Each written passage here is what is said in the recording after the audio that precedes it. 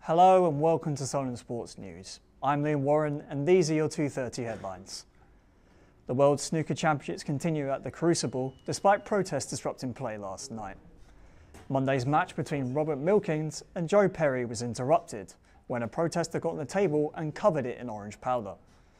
Another protester tried to glue herself to the table before she was stopped by a referee. South Yorkshire Police later confirmed that a man and woman were arrested following the incidents. The action has resumed as normal today, with Jude Trump facing Scotsman Anthony McGill this afternoon. Chelsea's search for a new permanent manager continues as the London club have held talks with former Bayern Munich boss Julian Nagelsmann. Frank Lampard's side have struggled for form lately, with their latest defeat coming to Brighton last weekend.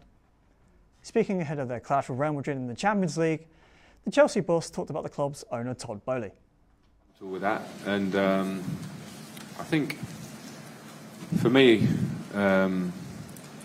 there's maybe some criticism of our old owner of not coming to the games and not being around, and that wasn't always true, to be fair. But I think when an owner is very vested in their interest in the team and wanting to help and improve, I think it's their prerogative to have the input that they want.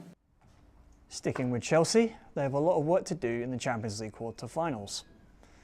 The Blues trailed Real Madrid 2-0 on aggregate from the first leg at the Bernabeu last week. Elsewhere, AC Milan took on Napoli in an all-Italian encounter, looking to protect a 1-0 advantage over the Serie A leaders. AFC Tottenham are celebrating promotion to the 7th tier of English football after a 1-0 win over Exmouth at the weekend. Tom Goward went down to the Snow Stadium to watch the Stags seal the title.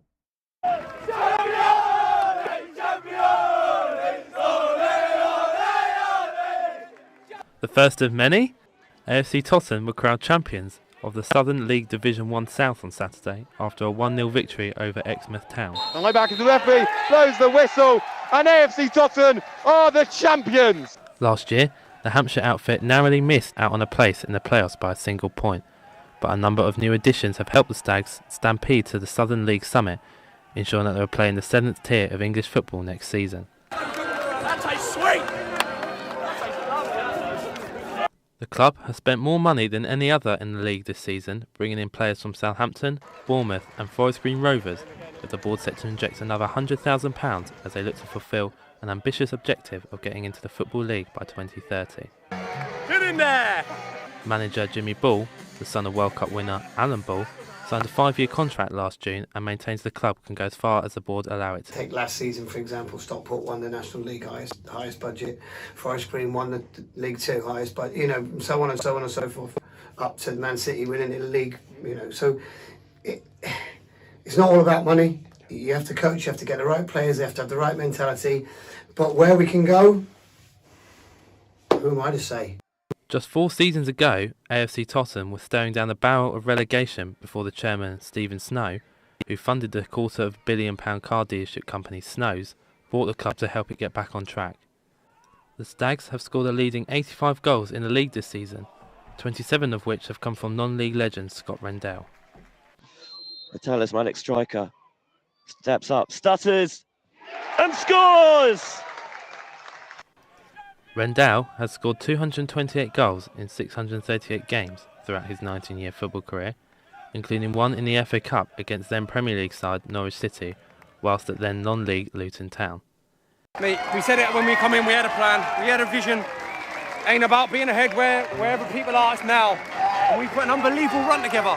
We've lost 1 game since the 31st of August in the league. So that says a lot about this group of people, the management, the staff, the place, the atmosphere, everything. It's been brilliant.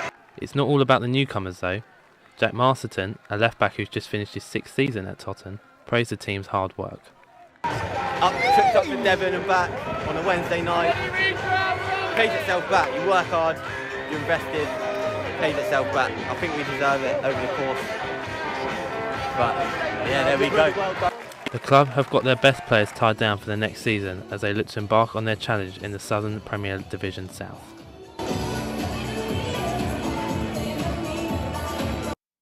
Recent contract changes have caused a major stir in non-league football. Emma Calliou went down to Oxford City to talk to club director Paul Lyon. After the National League revealed new changes regarding sick pay, clubs and players have had to adapt to the new contracts. Clubs now have the choice to put injured players on a much reduced sick pay after 6 weeks. So we think at Oxford City, if he's injured whilst playing for you, we should pay him for the whole of his contract because he's doing his job. It's what you don't want to see is players pulling out of tackles in case they get injured and they can't afford to pay their mortgage. Yeah, because that's what could happen, isn't it? You know, you get injured playing football, you're now not going to get paid your wages, so now you can't pay the mortgage or feed your family, and that's not what you want to do. So we have to be careful how we deal with these things. The initial reaction was widespread negativity from players and the public alike, which Paul thought was the opposite of what the news deserved. And unfortunately, the way the press has put this out, they've put it out as a very negative thing, but it should be seen as a positive thing because it's doing is it's giving footballers the same rights as everybody else. No more rights, no less rights, exactly the same. And I think a lot of people in this world are asking at the moment, why should footballers be treated specially? Why should they be treated differently to anybody else? And they shouldn't be. There's often been an idolisation of footballers, but Paul hints this will bring them to a more common level. They're trying to bring players' employment contracts in line with everybody else in the country. Whatever job you do, you're governed by UK law. From non-league to local football, Lion Green in Hazelmere has got a brand new AstroTurf pitch for the local community to play on. Ryan Humphreys has the report. This used to be the site of the Hazelmere pitch, and here is what it looks like now. Hazelmere Town Council spent a total of $26,177 to refurbish the pitch and upgrade it to brand new AstroTurf. We spoke to local mum Sarah about the new surface and what it's done for the community. The old pitch that they used to have here was very run down and not used very often, and now it's sort of used every day and sort of hard to get a slot. Parents aren't the only happy ones. Kids are obviously loving the new surface too. I feel like it's great for the community and for little ones like my son, just to get this vital skills for football and he can learn well.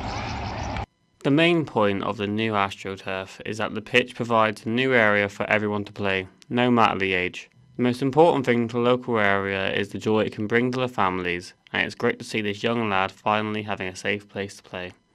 This has been Ryan Humphreys from Hazelmere. Southampton isn't really known as a skiing destination. Despite the lack of snow, the city has an artificial slope, which is perfect practice for any upcoming skiing holidays. Michael Ryder has been down to find out more about it. It may look like we're just in a cabin in the peak of the mountains, but if you follow me, you notice it looks like it's spring in the Alps. But in reality, we are only just in little old Southampton. I'm Ryan and I work at Alpine Snow Sports Southampton. I've worked here for 2 days.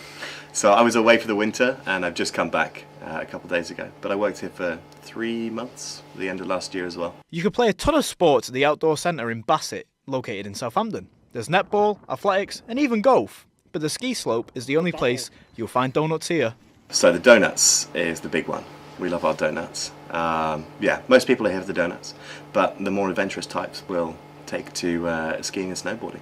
You're in safe hands when you're skiing here. Instructor Ryan has hit the slopes across the world. He's gone from the Alps in America, Eastern Europe and everywhere in between.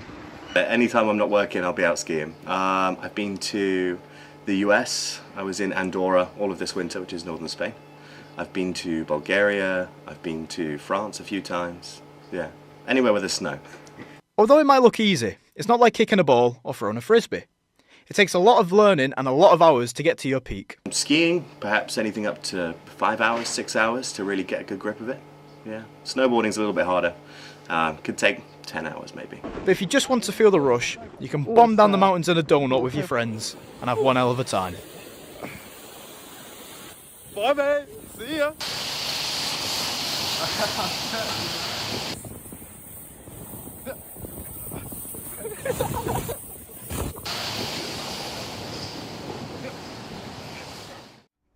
Over to our live correspondent Reese Barrett for more on the story. You've just seen the Outdoor Sports Centre, but we're going to show you it in action now. We've got 2 racers lining up now. We've got Luke and Sam.